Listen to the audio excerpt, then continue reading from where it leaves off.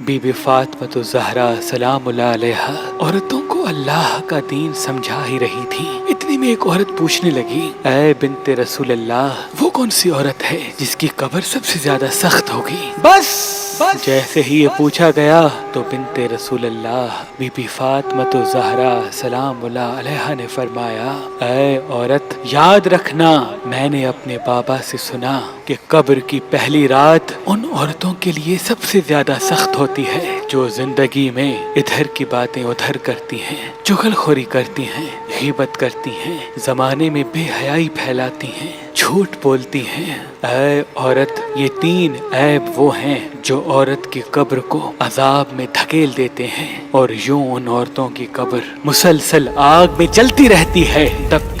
جب تک وہ روز محشر اللہ کی دربار میں پیش نہ ہو۔ یاد رکھنا، اگر قبر کے عذاب سے بچنا چاہتی ہو تو ان 3 عادتوں سے توبہ کر لو: جھوٹ بولنا، غیبت اور چغل خوری کرنا، اور زمانے میں بے حیائی پھیلانا۔ جو عورت اپنے وجود کو ان 3 خرافات سے پاک رکھتی ہے تو اللہ اس کی قبر کو جنت کے باغ میں سے ایک باغ بنا دیتا ہے، اور یوں اس کی برزخ قیامت تک مہکتی رہتی ہے۔